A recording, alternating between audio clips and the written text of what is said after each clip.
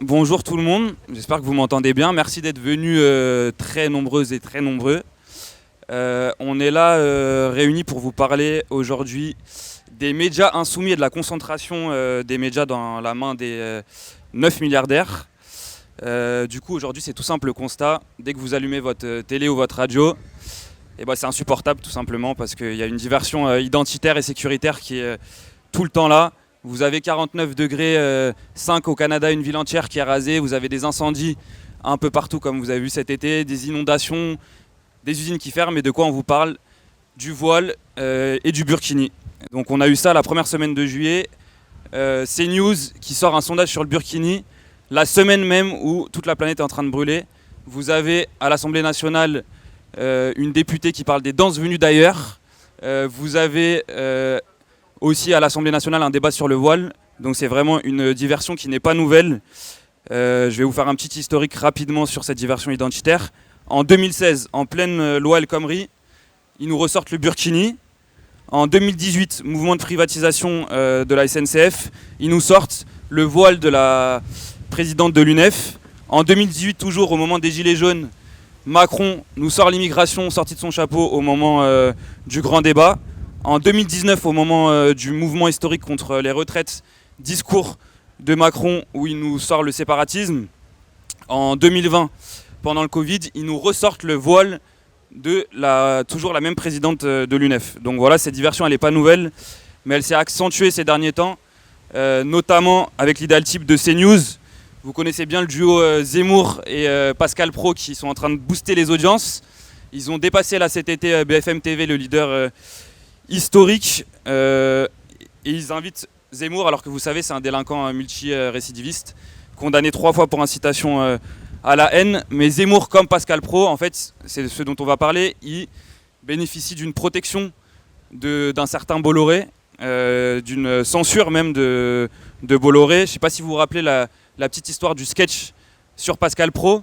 Et en fait, les licenciements de 2 journalistes à ce moment-là, c'était Sébastien Toen et Stéphane Guy, juste pour avoir fait un sketch humoristique sur Pascal Praud. Donc ça interroge forcément sur la liberté d'expression dans le pays, sur le pluralisme dont va vous parler Séverine un peu plus tard.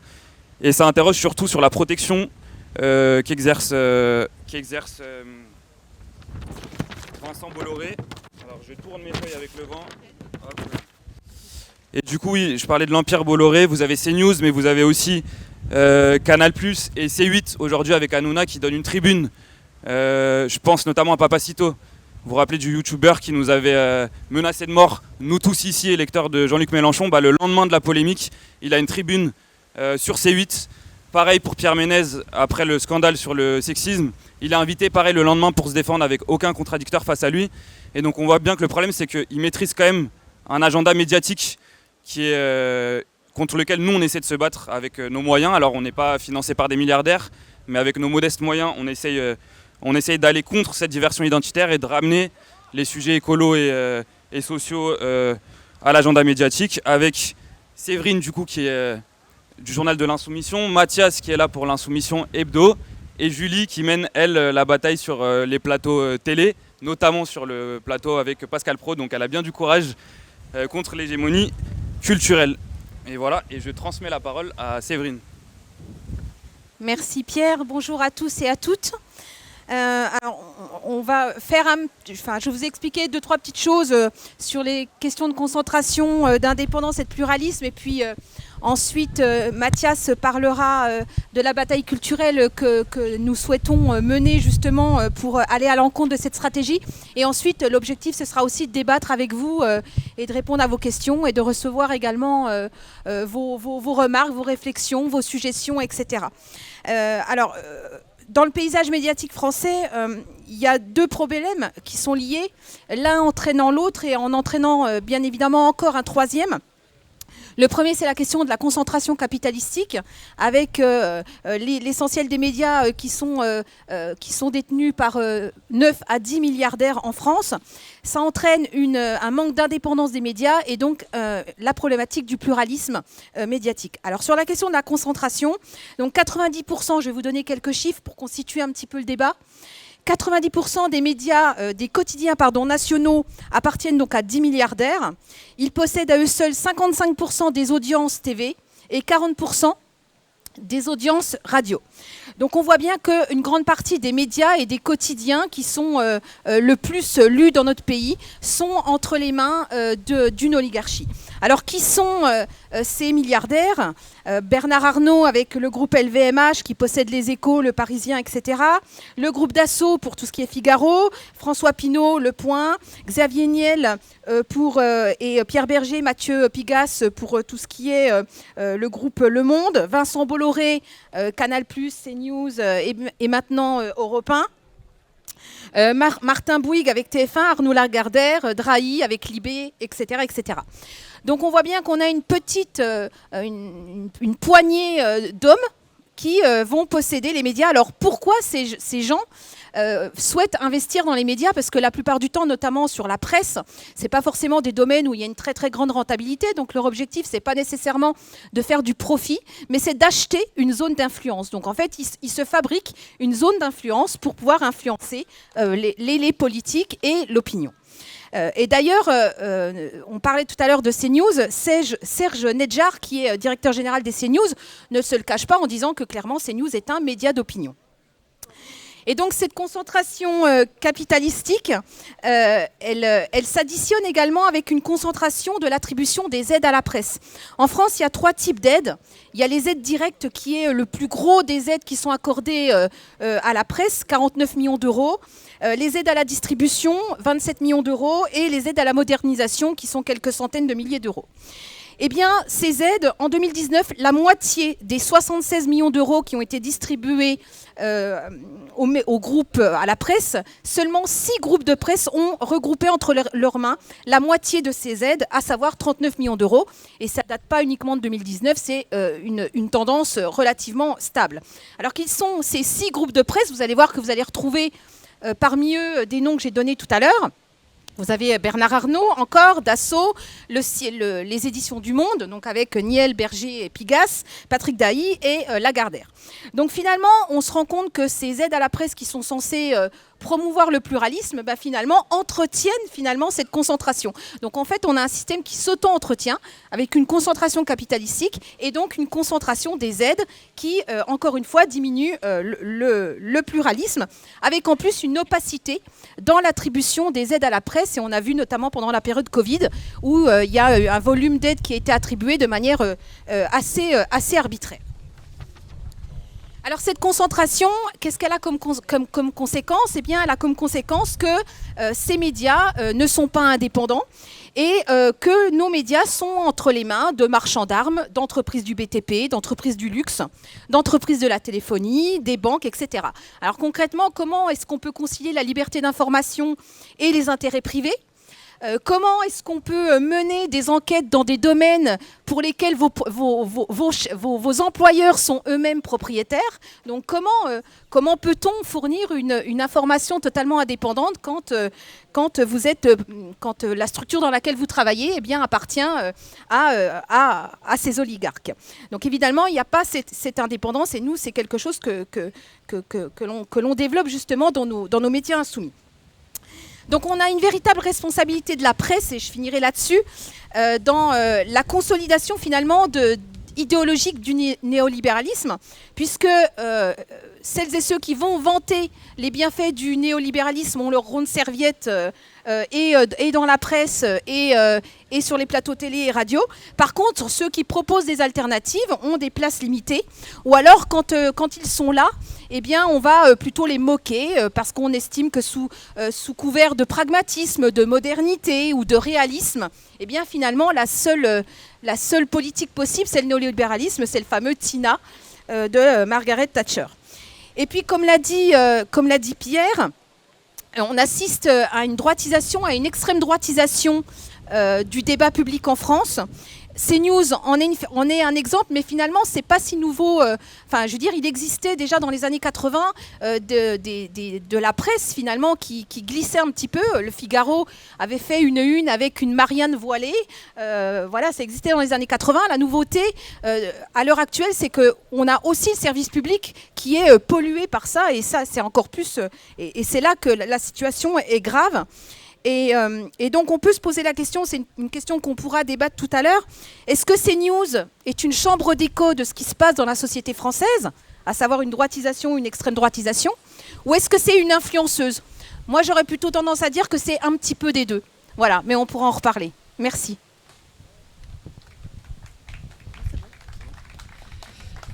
Merci Séverine et Pierre. Effectivement, le fait que les médias au sens très large, soit un enjeu politique et un enjeu démocratique.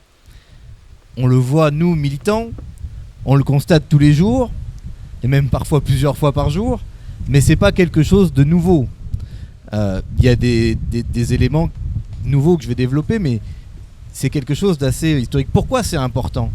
Parce que dans une démocratie, il y a deux principaux piliers pour que les citoyens puissent exercer leur souveraineté en tant que peuple. L'école, qui permet d'accéder à un niveau d'information, de culture générale suffisante pour pouvoir se forger une opinion par soi-même. Et puis après, l'information à laquelle on accède notamment par les médias et qui permet au jour le jour de se tenir informé, de faire évoluer son opinion, etc. Quand je dis information, là encore, il y a l'information, les faits, qui doivent être de qualité, qui doivent être contrôlés, qui doivent être établis. Et puis il y a le pluralisme des opinions qui peuvent s'exprimer. La presse neutre, ça n'existe pas. Même le service public n'est pas neutre. Déjà, il n'est pas neutre dans son principe, en théorie. Bon, mais donc c'est pas la neutralité qu'il faut viser, la neutralité journalistique derrière laquelle vont s'abriter certains pour développer un discours en fait qui est très conformiste. Non, nous sommes des partisans de l'affirmation des opinions. Vous avez le droit d'être libéraux, vous avez le droit d'être socialiste, d'être écologiste, d'être communiste, d'être éco-socialiste, d'être ce que vous voulez. Et après, chacun fait son choix, écoute les uns, les autres, etc. Et le citoyen est libre parce qu'il a accès à une information fiable et à des analyses plurielles. Ces deux éléments-là qui se complètent. C'est une vieille bataille. Sans remonter jusqu'à Gutenberg et à l'invention de l'imprimerie. Mais vous avez quand même pendant des siècles une grande bataille contre la censure de l'Église, la censure du roi, la censure des régimes non démocratiques, et maintenant qui se continue aujourd'hui, notamment contre la censure des actionnaires, où vous avez ici ou là tel journaliste sanctionné parce qu'il a voulu enquêter sur les affaires de Bolloré en Afrique, tel autre qui est écarté parce que il proposait de faire un article sur une entreprise où l'un de ses actionnaires a des intérêts, etc. Lors de la Révolution 1789, vous avez une très grande activité de production de journaux. Pourquoi ? Parce que c'est le moyen d'information, mais c'est aussi un moyen d'opinion, d'émettre un avis sur ce qu'il est en train de se passer. Et on le retrouve, c'est pas un hasard, si quand la République s'installe de façon définitive, hormis la période de l'occupation et de Vichy, dès 1881, c'est-à-dire moins de 10 ans après la proclamation de la Troisième République, une grande loi sur la liberté de la presse. Et vous le retrouvez encore dans le programme du Conseil national de la résistance. À chaque étape de l'affirmation démocratique, vous avez une affirmation concernant la presse et les médias. Juste pour vous citer ce qui était écrit dans le programme Les Jours Heureux du Conseil national de la résistance sur la liberté de la presse, objectif, rétablir la liberté de la presse face à la censure de Vichy et de l'occupant, son honneur face aux collabos, et son indépendance vis-à-vis des puissances financières, déjà en 1944. Donc vous voyez que cette longue bataille dont on est aujourd'hui les continuateurs, elle a évidemment un ancrage historique. L'une des réponses, ça a été la construction d'un service public de l'information, notamment audiovisuel. On voit bien aujourd'hui que même le service public, et parfois même surtout le service public, se laisse aller à des choses qui sont contraires en fait à l'essence de la déontologie des journalistes, du pluralisme. Quand vous voyez régulièrement les mêmes qui sont invités sur les matinales, y compris sur le service public, quand vous voyez les émissions de soi-disant débat où en fait vous faites s'opposer entre eux des gens qui sont d'accord sur l'essentiel. Là, quand vous regardez sur France Inter, ils viennent d'annoncer qu'ils avaient recruté, je sais plus, 3 ou 4 chroniqueurs pour donner leur avis sur l'actualité. Bon, bah, je crois qu'ils se sont arrêtés à Cécile Duflot pour ce qui est en termes d'opinion à la gauche du macronisme, quoi. Ça vous donne une idée. Par contre, pour aller chercher jusqu'à Valeurs Actuelles, ça, ils n'ont pas de problème. Hein, bon, donc il faut, voilà, y compris la question du service public, de son fonctionnement, de la place des usagers, c'est-à-dire des téléspectateurs ou des auditeurs, dans le fonctionnement, dans la direction, est un enjeu, y compris pour les journalistes eux-mêmes, parce que les vedettes, évidemment, doivent cotiser, mais jusqu'en bas de l'échelle, chacun se dit si je veux garder ma place, si quand de pigiste je veux devenir titulaire, si je veux, etc., etc. Évidemment, il faut plutôt aller dans le sens du supérieur, du directeur de la rubrique et même de l'actionnaire. Et puis après, il y a un fonctionnement un peu, j'allais dire, routinier, moutonnier, et de précarité sociale qui fait que quand vous voulez faire plusieurs sujets dans la journée ou dans la semaine, bah, vous n'allez pas fouiller beaucoup plus loin que ce qu'on entend au Café du Commerce. Donc ça, c'est le premier volet, c'est l'enjeu démocratique de la bataille médiatique qui est à mener. Et Julien dira des choses sur les propositions qu'on peut faire à ce sujet. Le deuxième point que je veux souligner, c'est que c'est un enjeu politique, au sens idéologique. Lorsqu'on parle de bataille culturelle, souvent on résume ça à allez, ce qui passe à la télé. Ça va beaucoup plus loin que ça, la construction d'une hégémonie, d'idées qui sont largement acceptées sans même qu'on en discute le sens, ou avec un sens suffisamment large pour que tout le monde puisse s'y retrouver. Ça va bien au-delà de ce qui se passe à la télé. Mais ça joue aussi, la bataille médiatique joue aussi dans la fabrication de cette hégémonie, de ce consentement et de cette résignation. Vous vous souvenez tous de Xavier Mathieu, le soir de la réaction des salariés à l'annonce de la fermeture de leur usine, où ils avaient bousculé quelques ordinateurs dans la sous-préfecture de Compiègne, je crois, et de Xavier Mathieu, invité du 20h de France 2, interrogé par David Pujadas, lui demandant « Est-ce que la fin justifie les moyens ? Est-ce que vous regrettez ? Est-ce que ce n'est pas trop violent ? Etc. etc. etc. » Relisez ce que Jaurès disait sur la violence ouvrière par rapport à la violence des conseils d'administration où on règle le sort des salariés dans le velours et le confort des salons. Mais vous avez là un organe médiatique de service public en plus, qui a pour objectif de fabriquer non seulement du consentement, mais de la résignation. Et pourtant, à la fin, les licenciements en question ont été annulés par la justice. Donc c'est bien Xavier Mathieu qui avait raison, et on n'a pas vu le patron de la boîte être interrogé aux 20h par David Pujadas. Est-ce que la fin justifiait les moyens ? Est-ce que vous aviez raison d'enfreindre la loi, d'être des délinquants pour supprimer des emplois ? Non, ça, vous ne l'avez jamais vu, vous ne l'avez jamais entendu. Donc c'est un point très important que ce refus en fait de cette hégémonie médiatique qui est en fait une protection pour le système économique néolibéral et qui rejoint une volonté que du temps il y a quelques années on avait appelé l'ordre globalitaire, qui était la volonté par petites touches d'avoir à la fois une vision du monde idéologique, néolibérale, mais qui se traduisait jusque dans l'intime, jusque dans la publicité.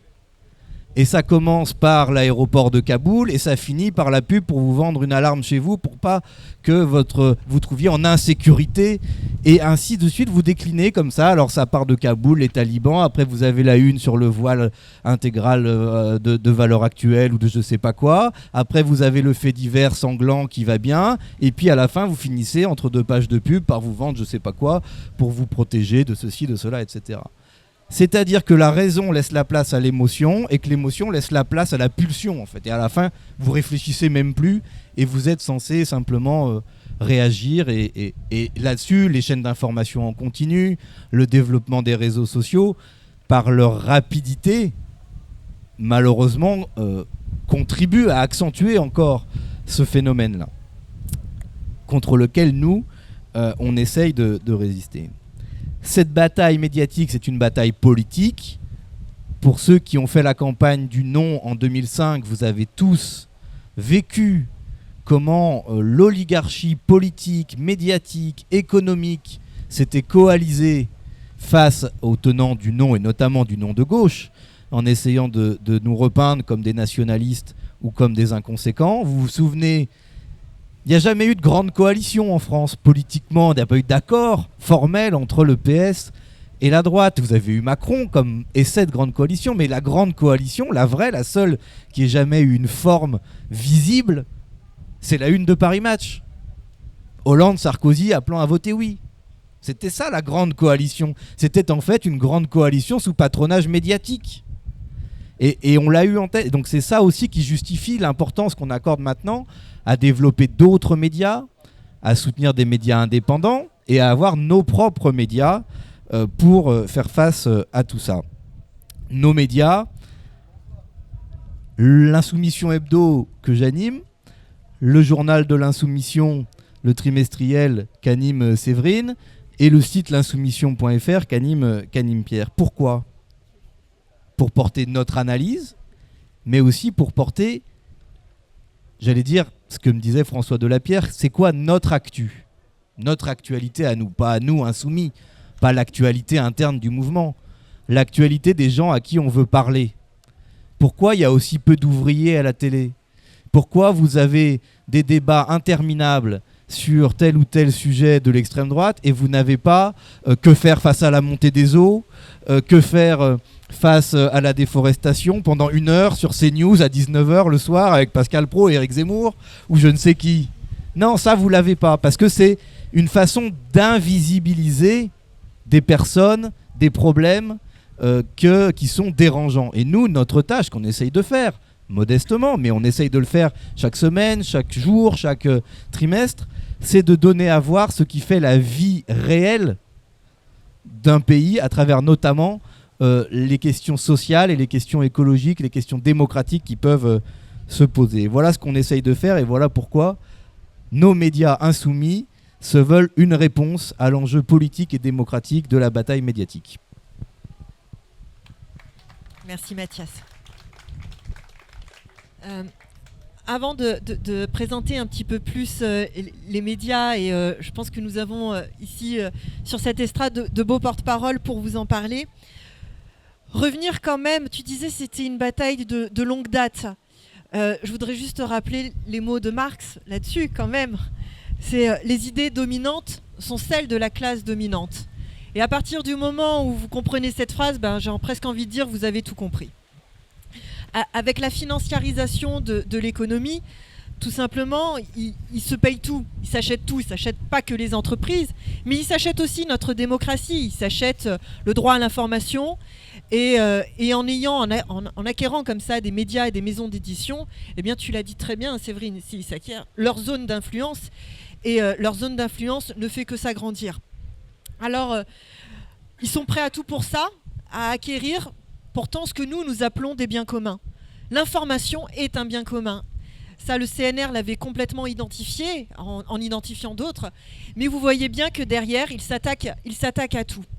Et dans leurs idées dominantes, sans reprendre tout ce qui a été dit, mais qui était extrêmement juste, mais voyez la violence de ce qu'ils nous enlèvent. Voyez la violence de l'invisibilisation derrière. Rappelle-toi, ils étaient en train de dire, mais de s'affoler devant de la gouache. Et en même temps, on avait à ce moment-là des personnes qui étaient dans la rue, sur le mal-logement. Est-ce qu'on a vu, tu l'as dit sur CNews, s'affoler du chômage, des plans de suppression d'emplois? Rien, aucunement. Ils s'alarment aussi de leur mort. Ils ont des choix dans les morts.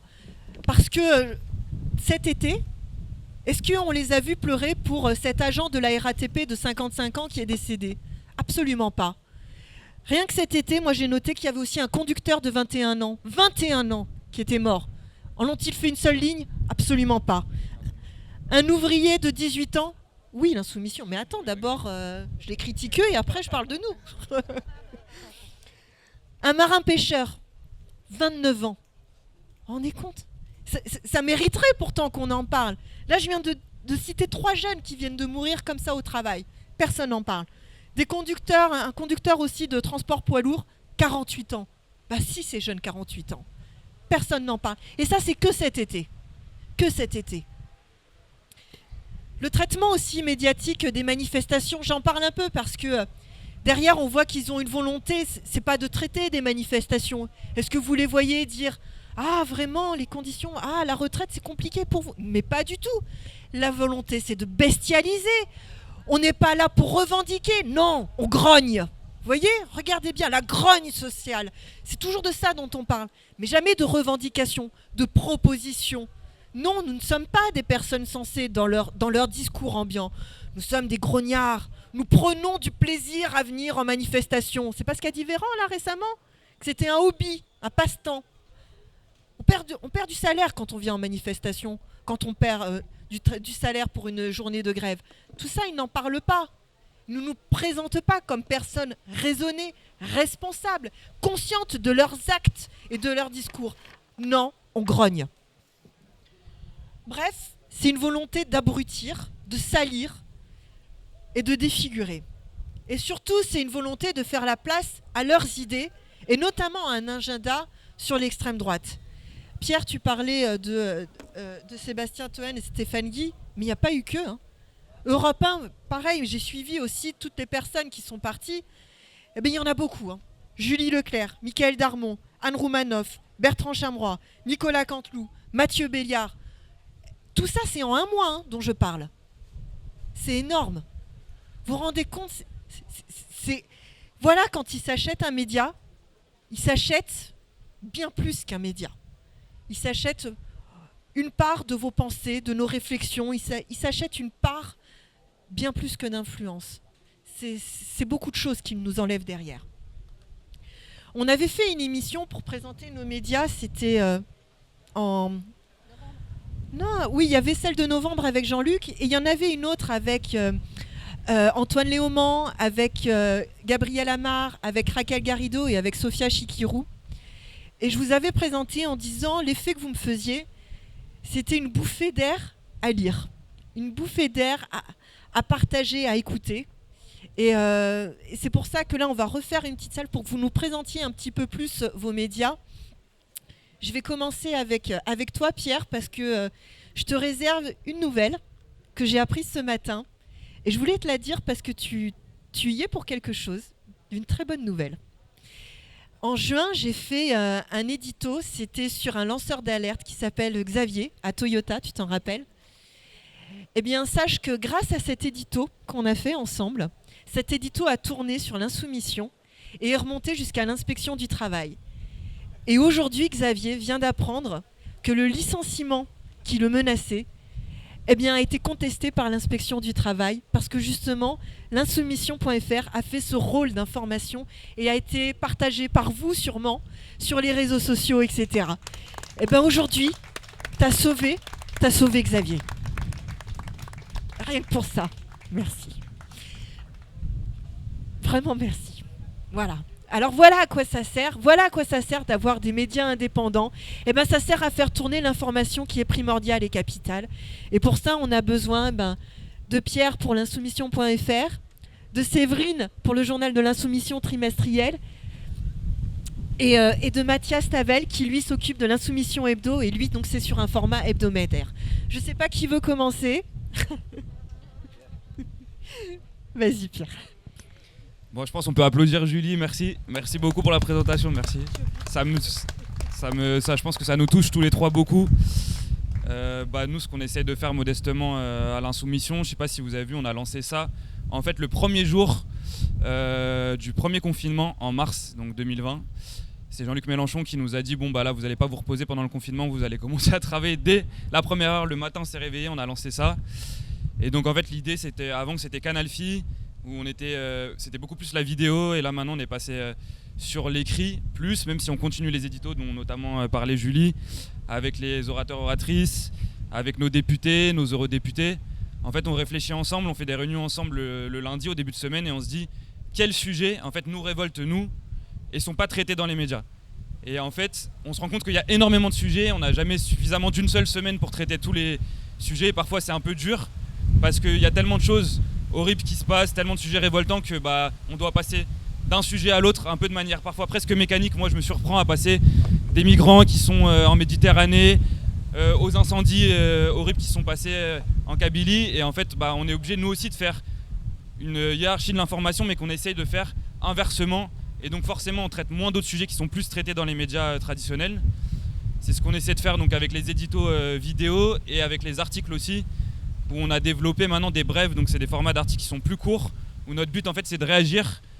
Eux ils reprennent les dépêches de l'AFP, ils les reprennent Valeurs Actuelles, fait ça dès que il se passe quelque chose, et pour nous taper ils sont les premiers. Nous en fait le but de l'insoumission.fr en fait c'est de mener la riposte culturelle, mais vraiment sur le temps court, notamment sur Twitter aussi, parce que la bataille elle se mène aussi par là, et on a les fachos, vous savez très bien, qui sont sortis, on l'a vu notamment au moment de Valeurs Actuelles, des tribunes des militaires factieux. On a vu tous les fachos nous attaquer, nous harceler même sur les réseaux sociaux et tout, et on s'est dit à ce moment-là vraiment c'est important, et c'est pour ça aussi que je lance un appel. Si vous aimez écrire, s'il y a des sujets qui vous révoltent, même si c'est pas forcément évident d'écrire au début et tout, n'hésitez pas à nous rejoindre, à nous envoyer des messages, parce que nous on a vraiment besoin d'insoumis qui sont révoltés et qui en fait nous aident à écrire vraiment avec leur révolte, avec leur cœur, sur des moments où en fait cette information-là, si nous on la traite pas, Julie parlait de l'ouvrier de la SNCF qui est mort. Moi ce qui m'a révolté, c'est quand j'ai vu le traitement informatique de cette médiatique de cette information-là, c'était les retards des trains, les usagers, les micro-trottoirs, c'est insupportable, on va être en retard de plusieurs heures et tout, et en fait il n'y a pratiquement pas une ligne sur l'ouvrier qui est mort, et ça c'est vraiment révoltant. Donc nous on essaie de faire ça modestement, de parler des sujets qui ne sont pas traités. Donc c'est pour ça que les brèves on les développe. On a essayé de faire un autre format aussi que j'ai lancé, c'est les portraits. J'ai fait un portrait de Michel Hernando que vous devez souvent croiser, tout le temps en train de courir, et c'est aussi des gens qui sont dans l'ombre, et c'est le but de l'insoumission. C'est aussi pour ça qu'on fait des directs dans les manifestations, qu'on va voir les gens. C'est ce qu'on faisait avec Anafi, qu'on continue à faire, c'est en fait de mettre en lumière ceux qui sont dans l'ombre et ceux que les médias dominants n'inviteront jamais, et ceux qui ne sont rien. Pour Emmanuel Macron, nous on essaie de leur donner aussi un peu de lumière, modestement avec nos moyens. Voilà, c'est ce qu'on essaie de faire, et on espère que les mouvements sociaux vont pouvoir reprendre pour qu'on puisse retourner sur le terrain, reprendre les directs aussi. Mais voilà, donc on a besoin de vous, donc n'hésitez pas, si vous aimez écrire, faire des vidéos, n'hésitez pas à nous rejoindre. Voilà.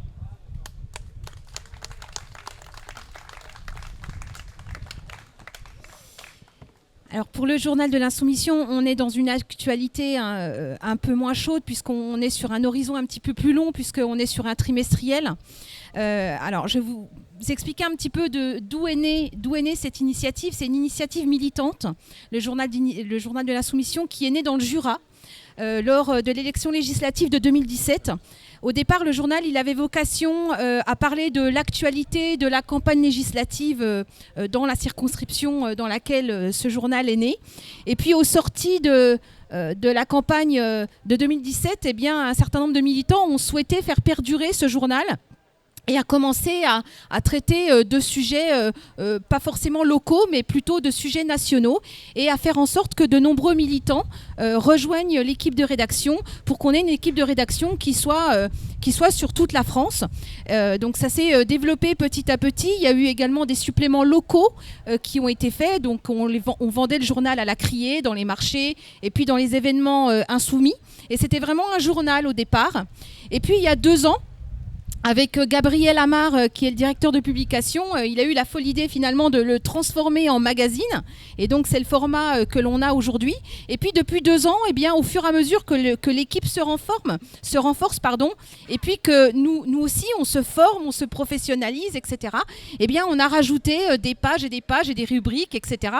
jusqu'à arriver au format que l'on a aujourd'hui. Et puis on a passé une autre grande étape.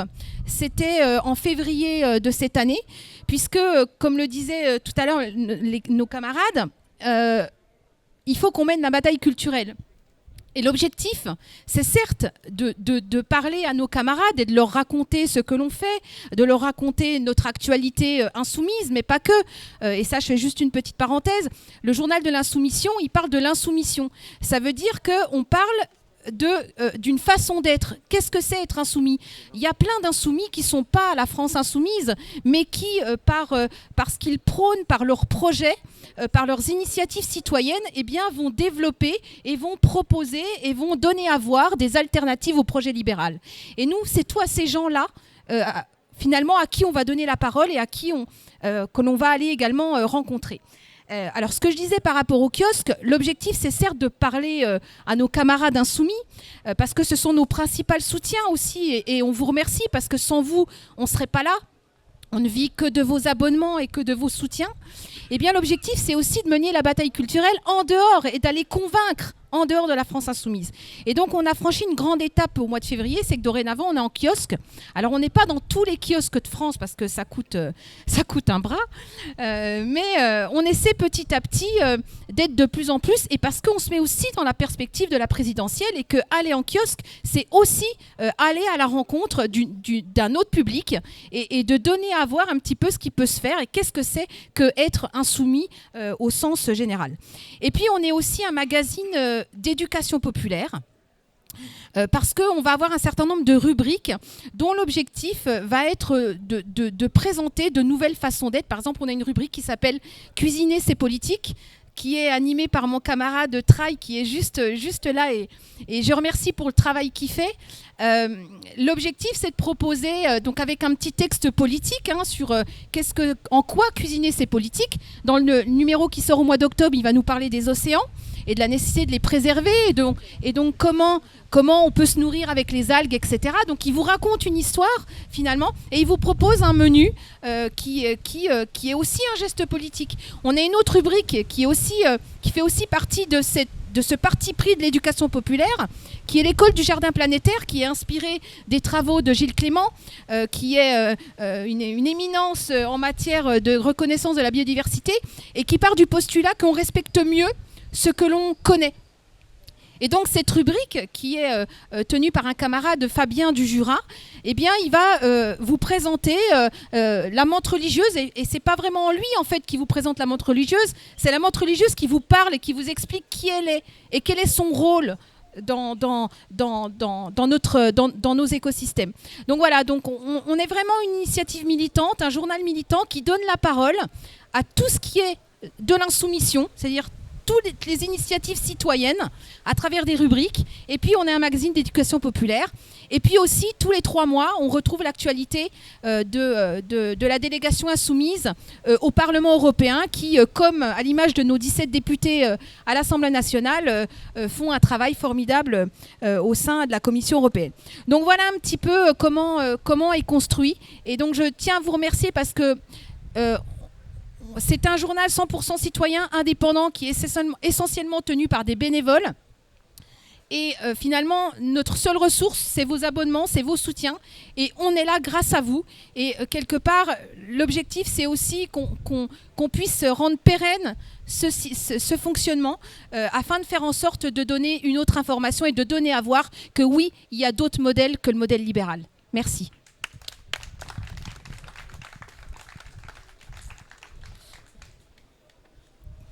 Alors moi, je suis le directeur de l'Insoumission Hebdo. C'est ça. C'est toutes les semaines.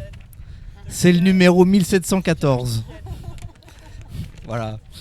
Pourquoi 1714 ? Parce qu'en fait, c'est un hebdomadaire qui a été créé en 1979 par Jean-Luc Mélenchon, quand il était militant dans l'Essonne, et que nous avons, avec d'autres avant moi évidemment, fait vivre tout au long de ces batailles. Ça s'appelait au début Données et arguments. Ça avait l'air un peu austère, quoi.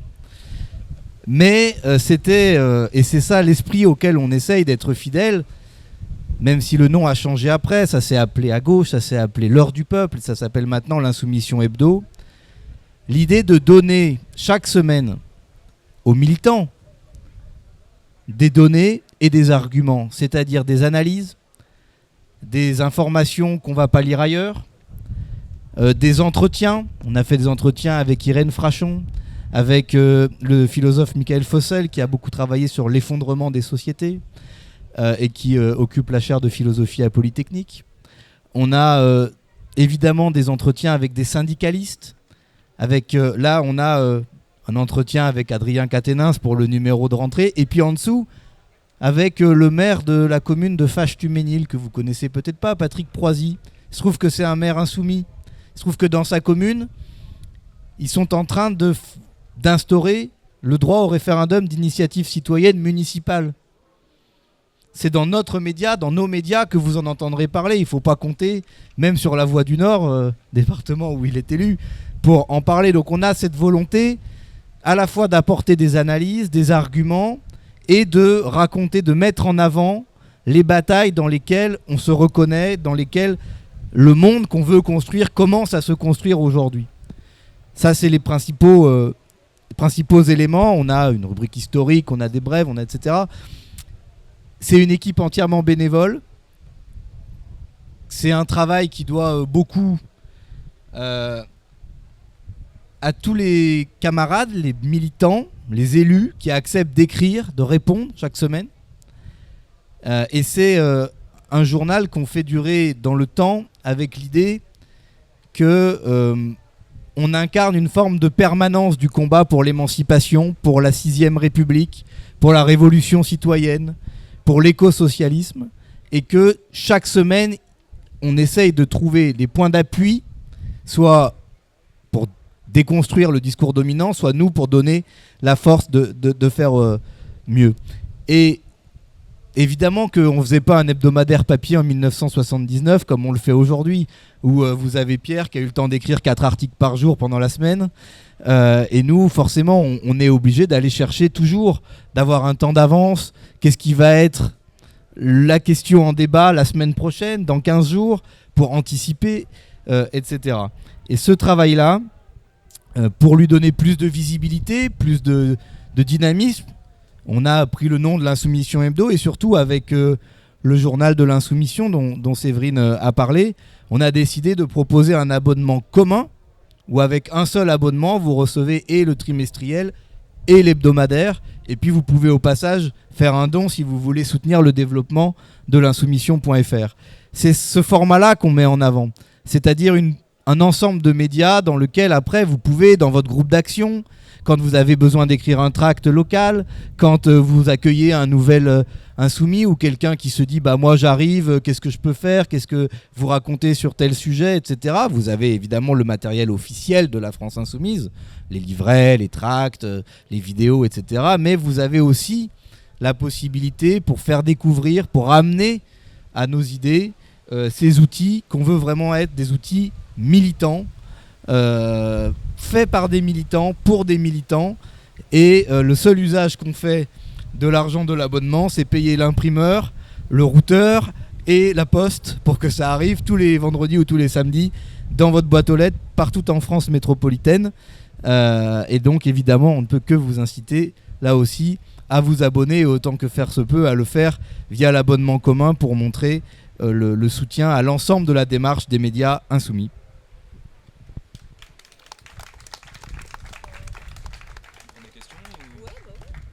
Si vous voulez, si vous avez des questions, on peut commencer à échanger.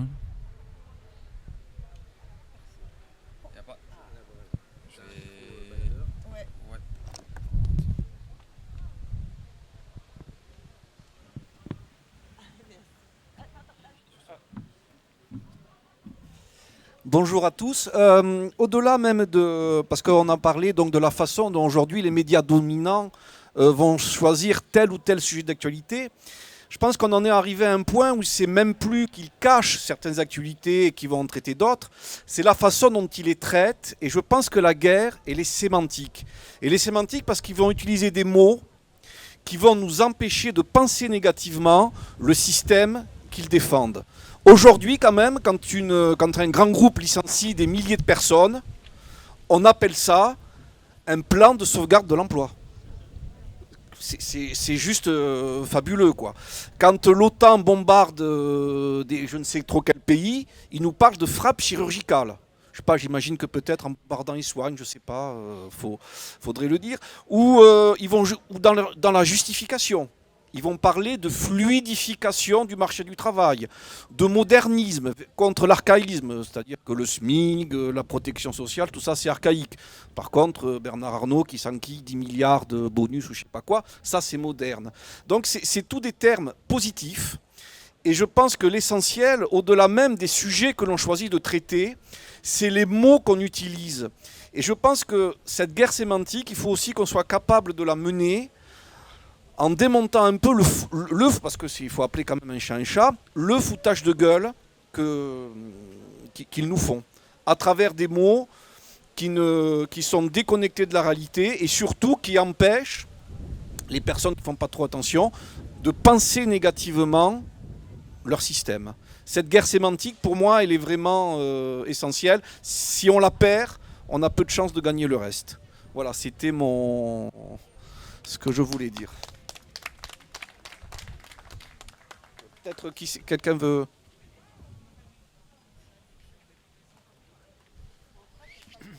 Bonjour, excusez-moi pour mon français, je suis argentin. Et non, dis que je suis argentin, alors excusez-moi pour ma langue française, c'est pas top.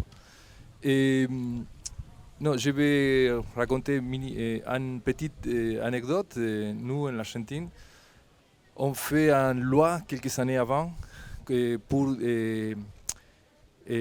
avoir une démocratisation des médias, pour casser les monopoles médiatiques.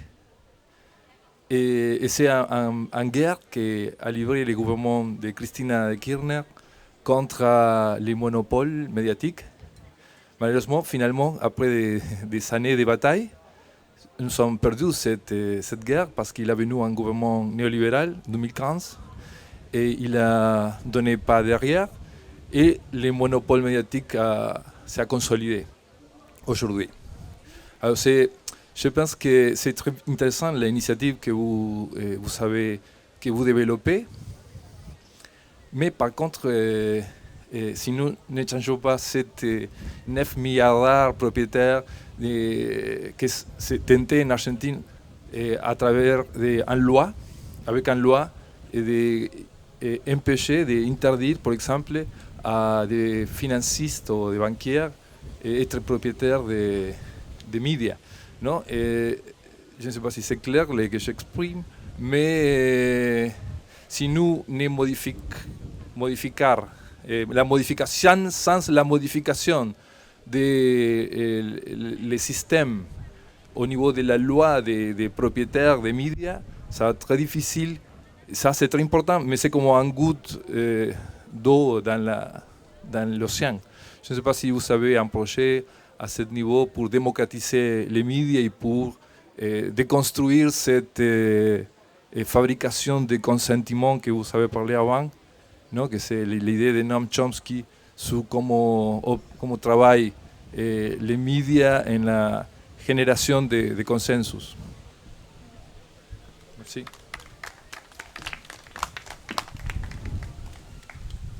Bon, une question très très simple et très naïve. Quand on va arriver au pouvoir en 2022, on commence par quoi? Il faut changer tout ça. Alors, peut-être on va commencer par répondre, parce que c'est vrai que les questions, elles sont finalement assez riches et les remarques très intéressantes.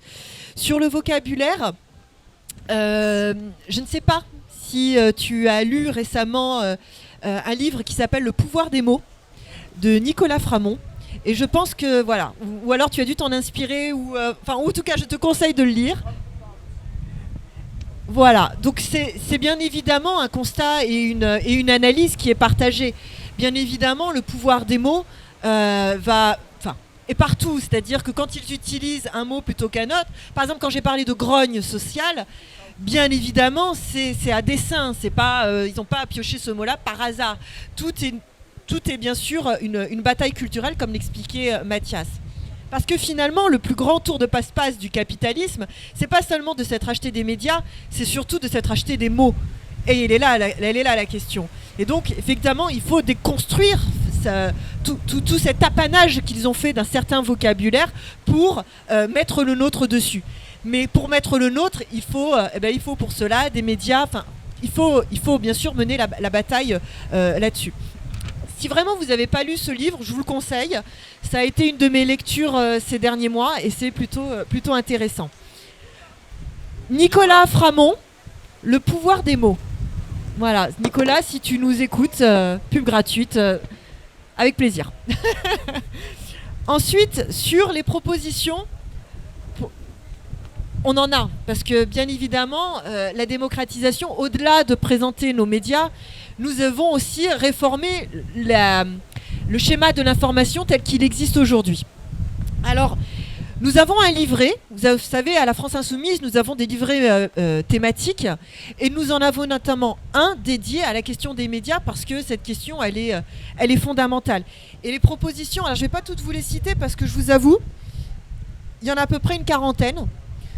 Alors, je vais essayer de reprendre les plus essentielles.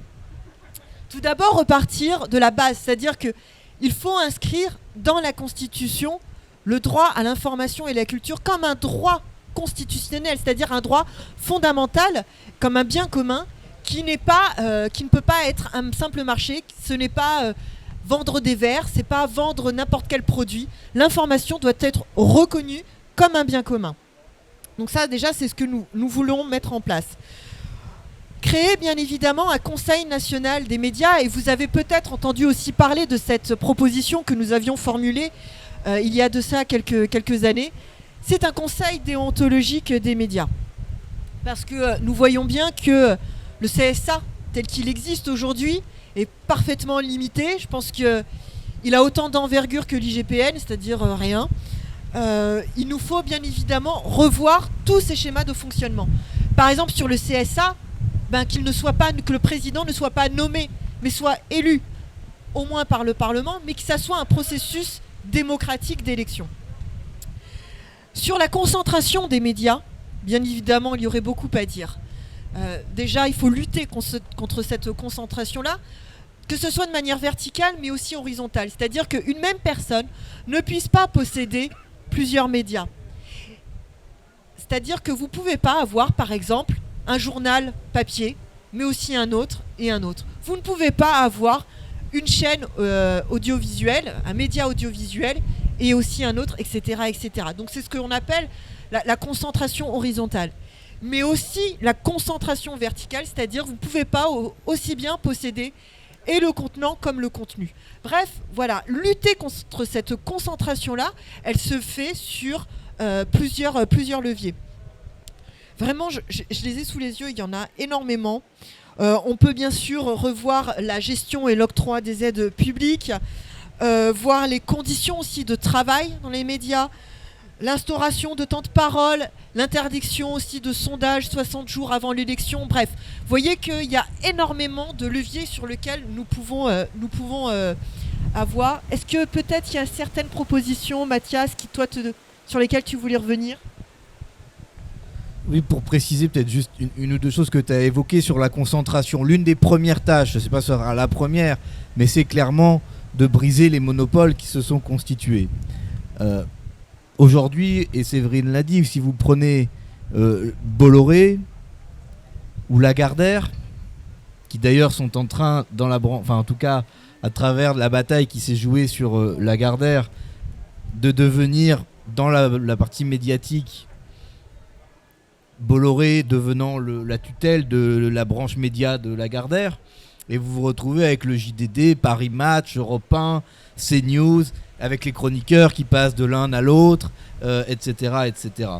Donc cette concentration d'une télé, d'un hebdo, d'un quotidien, d'une radio, etc., ça doit être interdit. Quand Julie parle du contenant et du contenu, vous avez peut-être en tête encore ce qui s'est passé au moment où Patrick Drahi a racheté Libération. Patrick Drahi, c'est le propriétaire d'SFR.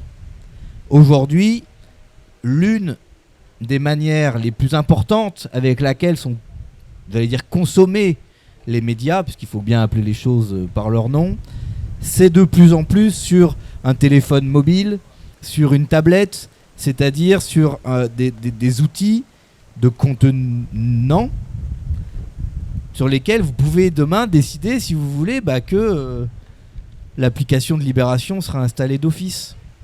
Puisqu'après tout, j'ai ESFR ou que ce sera contenu dans votre abonnement téléphonique. Ce genre de choses-là vers lesquelles on va de plus en plus et qui sont évidemment à combattre et à empêcher.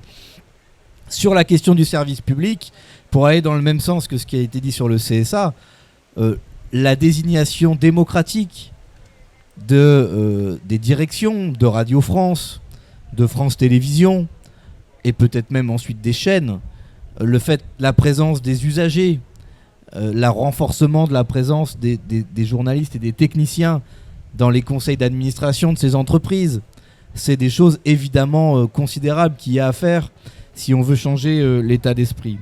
Tout ça, ça fait partie du grand projet de la 6ème République et de l'Assemblée constituante. Par où on commence, voilà par où on commence en 2022. Et ça va s'intégrer à ça parce que ça rejoint ce que je disais sur il n'y a pas de démocratie sans système pluraliste de l'information. Mais on ne va pas attendre la fin de la constituante pour briser les monopoles. On ne va pas attendre la fin de la constituante pour changer la manière dont s'organise le service public d'information.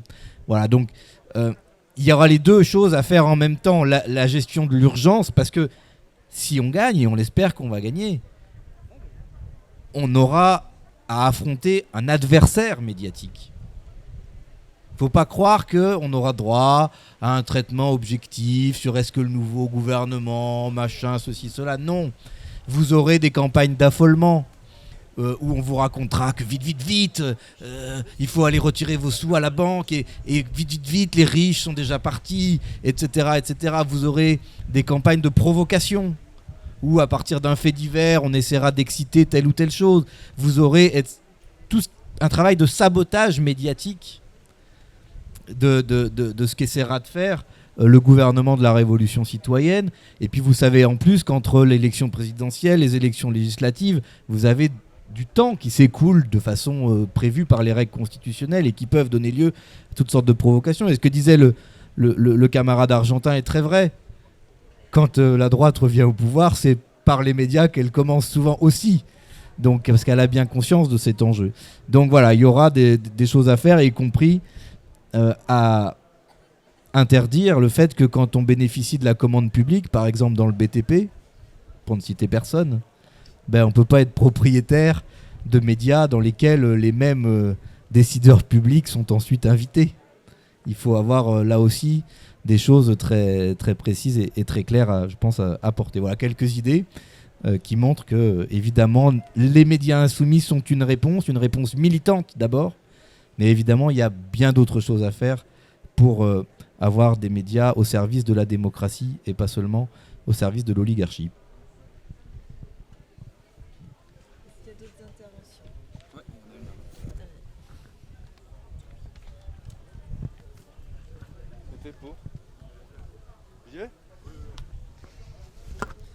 Oui, il y a les questions d'échelle aussi. Il y a beaucoup, je pense, de petits médias, comme par exemple, donc je fais partie. C'est un journal qui s'appelle Ricochet, qui est dans la vallée de la Drôme. Et il faut voir que l'État se met au service de l'oligarchie parce que nous, c'est un média libre où chacun peut publier. Et il y a des articles qui sont passés, qui sont contestables bien sûr, entre autres qui cautionnaient le fait d'avoir brûlé des antennes de téléphone, les émetteurs là, de téléphone. Et du coup, on est attaqué, mais très vivement et très fortement par l'État, par la personne du préfet, ou aussi pour des propos qui seraient tenus, alors que moi je pense que même si on raconte des bêtises, on doit être libre de le faire, quoi. Voilà. Faut savoir que c'est super difficile de faire tourner ce petit média-là. D'ailleurs, il y a un stand où on est distribué à prix libre. Je sais pas, qui c'est qui avait demandé ? Il y avait une question juste derrière, ouais. Ah, pardon, toi ? Ah oui, c'est vrai. S'il y a une femme, d'abord une femme, peut-être dis-moi. Pas encore. Bonjour. Au fait, la question est très simple. Est-ce qu'il y a des idées pour protéger les journalistes et rendre les journalistes plus indépendants? Quand je dis protéger, je parle pas de la police, bon ça c'est une autre question, mais dans un premier temps, je parle de le boulot et la capacité, je me rappelle très bien entre l'élection présidentielle et les législatives, on avait e-télé et CNews et on a saigné beaucoup de gens pendant cette transition. Et tout simplement parce qu'ils n'avaient pas envie de parler de Fillon. Voilà. Est-ce qu'il y a une façon indépendante des questions globales de protéger les journalistes?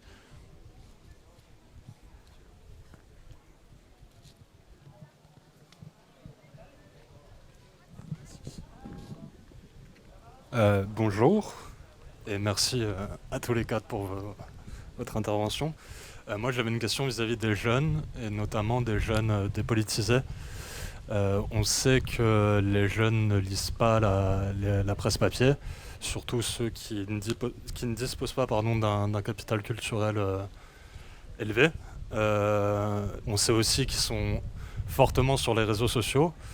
Et je pense notamment à Twitter. Et donc Twitter, il y a des très mauvais côtés, on le sait tous, enfin pour ceux qui sont sur Twitter. Mais je pense qu'il y a aussi de très bons côtés, notamment vis-à-vis de la politique.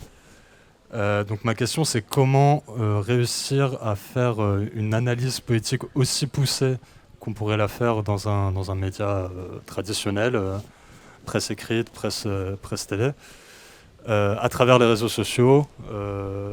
Et une deuxième question également qui est un peu en rapport avec la dernière question vis-à-vis de la défiance et aussi de la défiance des jeunes.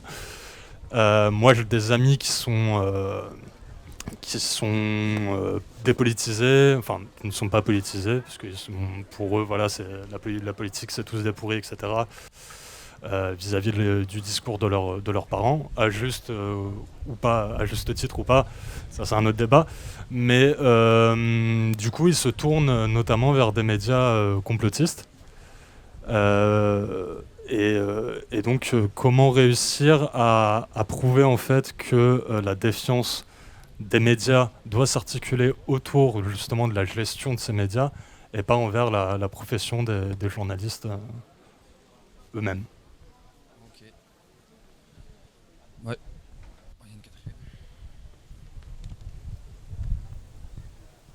Merci.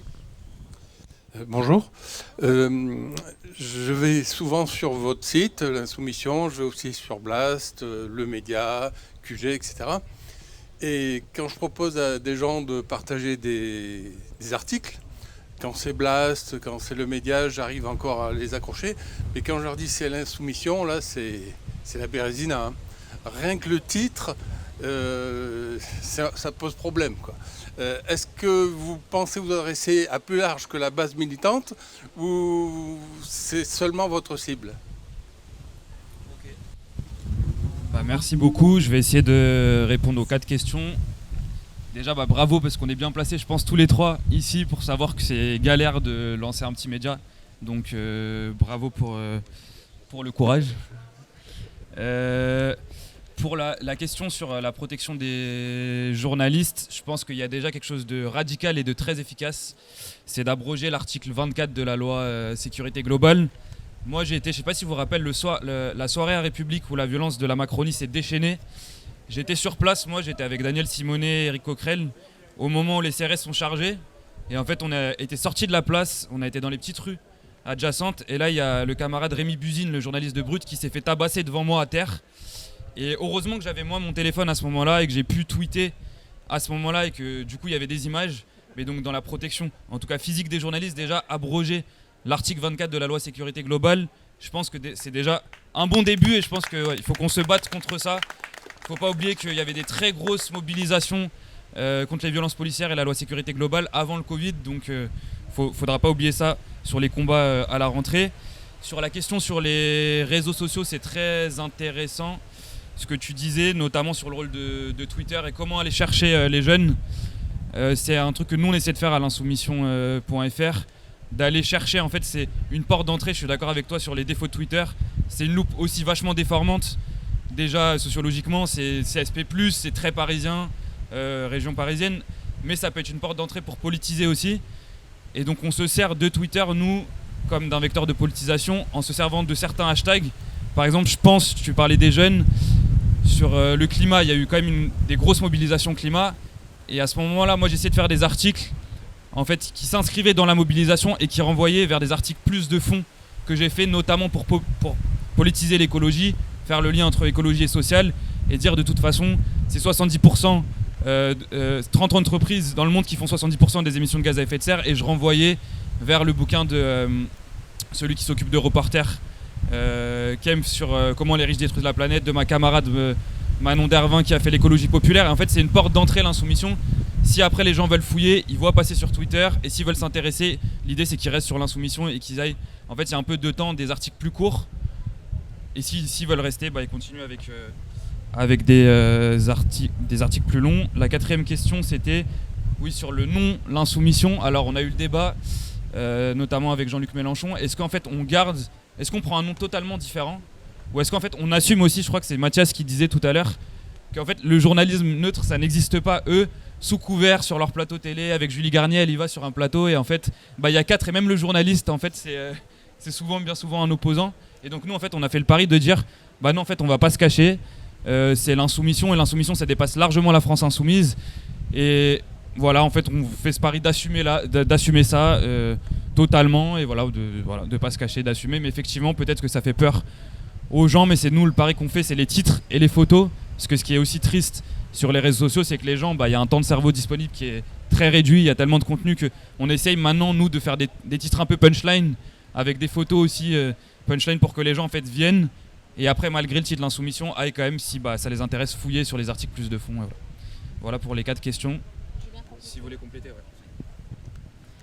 Pour répondre à ta question sur la jeunesse, il y a quelque chose qu'on essaie de développer aussi, nous, pas mal, au-delà du magazine, c'est notre site, legi.fr, où on est en train de développer aussi toute une équipe de correspondants qui vont être un petit peu dans toute la France pour vraiment avoir des sujets qui recouvrent toutes les problématiques qu'on peut rencontrer locales, et surtout aller à la rencontre d'initiatives citoyennes de résistance, puisque comme je disais tout à l'heure, on veut donner à voir que des alternatives existent dans ce pays.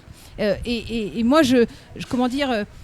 on porte tous l'espoir que le débouché politique de ces initiatives citoyennes, c'est la France insoumise, et c'est l'application de notre programme. Donc on essaie aussi de développer un petit peu les vidéos. Par exemple, dans le prochain JI qui va sortir au mois d'octobre, avec, je me permets de montrer notre prochaine une, donc avec Émeric Caron qui nous fait qui est la une du prochain, et qui fait une interview fleuve sur les questions écologiques. On a aussi interviewé François Bégodeau, et donc cette interview, on en a aussi fait une vidéo, et donc il y aura une concomitance entre la sortie du JI papier, du magazine dans les kiosques, et la sortie de la vidéo avec François Bégodeau. Donc ça, c'est des choses qu'on va essayer de développer.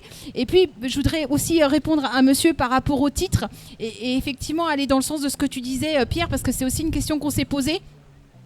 Je pense finalement que effectivement la neutralité, elle n'existe pas, parce qu'on écrit de là où on est. La différence, c'est est-ce qu'on avance masqué ou pas. Et bon nombre des éditorialistes, etc., avancent eux masqués. Et moi, quand on présente le journal, souvent je dis, mais voilà, on n'avance pas masqué. Effectivement, on est des militants de la France insoumise. On l'assume. On veut donner à voir que d'autres choses existent. Et on assume finalement ce mot qui est l'insoumission, qui est de dire que oui, il y a d'autres façons de faire. Et la grande différence avec l'ensemble de ces médias, qui sont des médias d'opinion, c'est que nous, on assume d'être un média d'opinion. Et je pense que c'est important qu'on le dise haut et fort. Voilà, merci.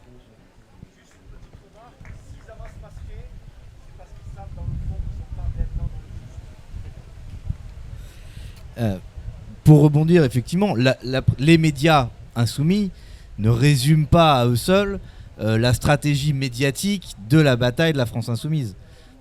Les contenus, là, on est plutôt des médias écrits, même si Pierre l'a dit, vous avez beaucoup de vidéos sur l'insoumission.fr, et puis les choses peuvent évoluer, mais vous avez toute une présence sur les réseaux sociaux, vous avez le premier média insoumis, ça reste de très loin le blog de Jean-Luc Mélenchon, plein d'autres portes d'entrée, la chaîne YouTube, enfin les chaînes YouTube, etc. Donc évidemment que là, nous, on porte là devant vous cette analyse depuis notre rôle d'animateur de médias à dominante écrite, mais la stratégie de bataille médiatique de la France Insoumise est bien plus large et on n'a pas du tout la prétention de la limiter à nous. Sur la protection des journalistes, déjà il y a la protection du citoyen contre les mésinformations, les manipulations, les provocations médiatiques. C'est le rôle qu'on veut donner à ce conseil de déontologie dont la création a été gagnée au cours de cette mandature, mais dans une version très édulcorée. Et il y a beaucoup de choses qui pourraient être faites pour le renforcer, et y compris, on peut imaginer que ça puisse être un lieu auprès duquel un journaliste qui aurait à se plaindre de façon confidentielle de sa hiérarchie, de pression qu'il a reçue, de menaces, pourrait tout à fait s'adresser.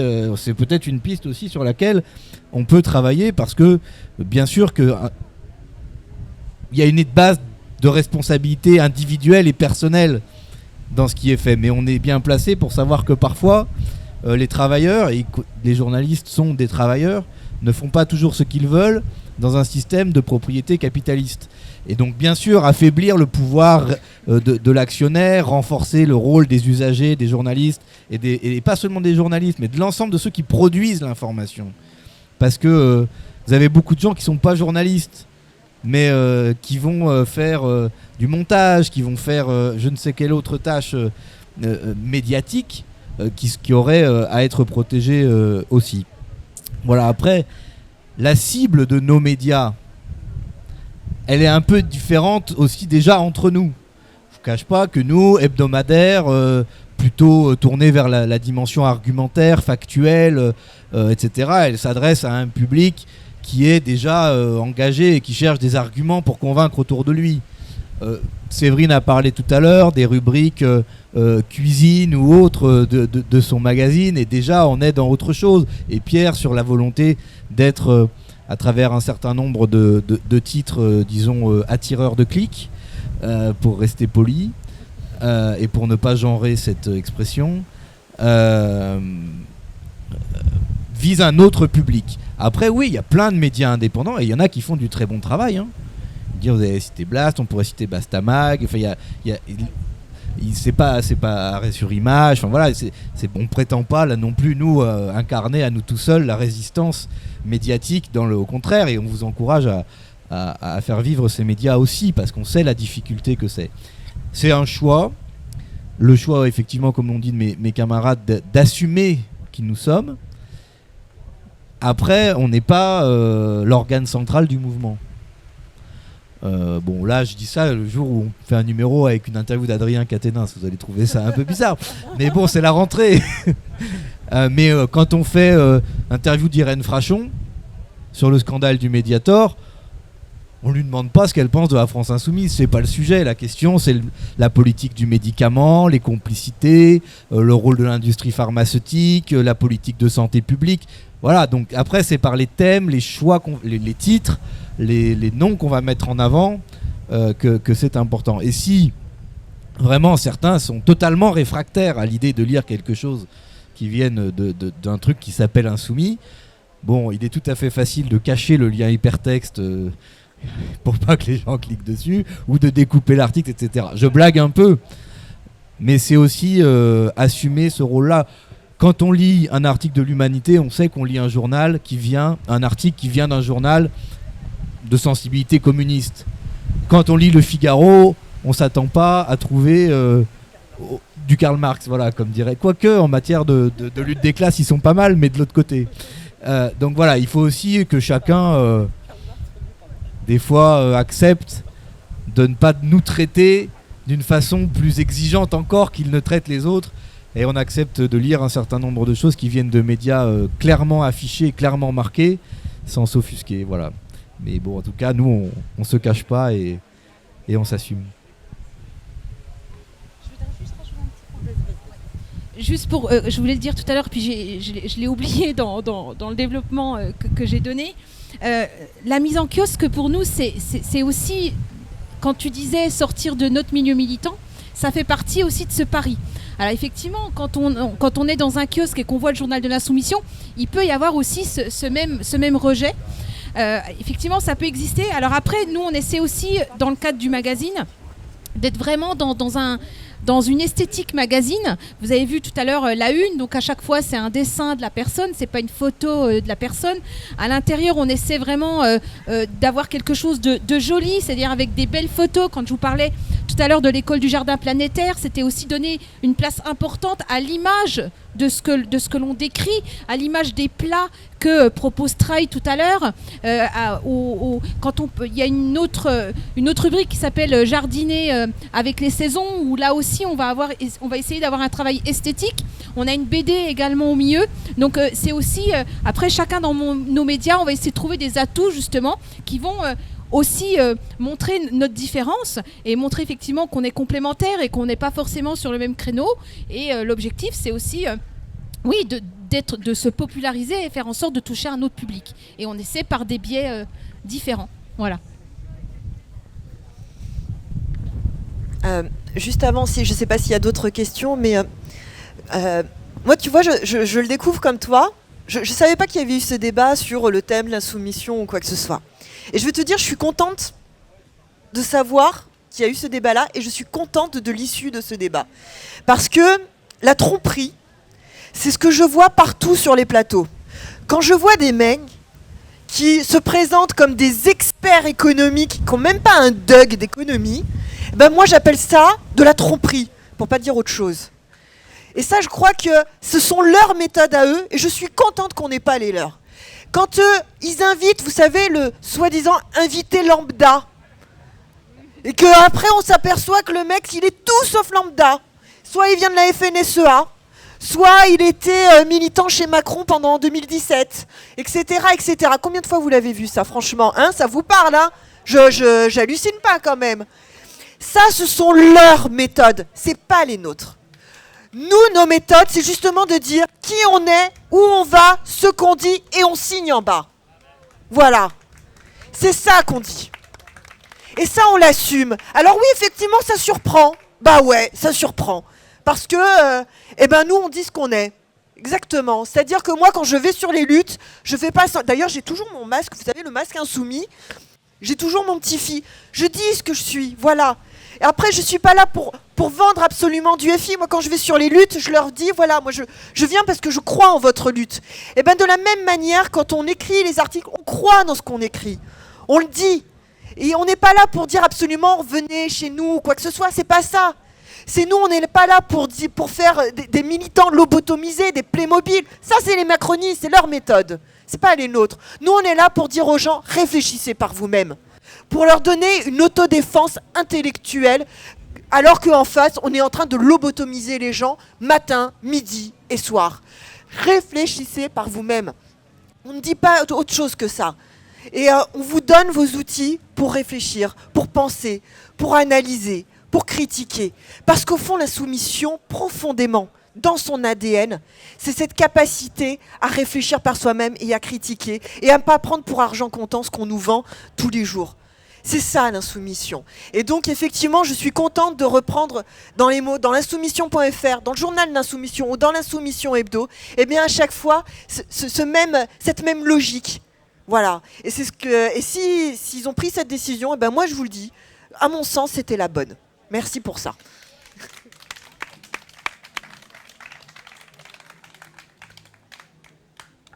Est-ce qu'il y a d'autres questions encore? Si c'est bon. Je crois que Pierre a envie d'aller mettre un pull. Voilà, c'est ça, c'est ça. Bon, merci beaucoup on peut continuer les échanges. Merci beaucoup à vous. Merci à vous. Merci à vous. Juste, voilà.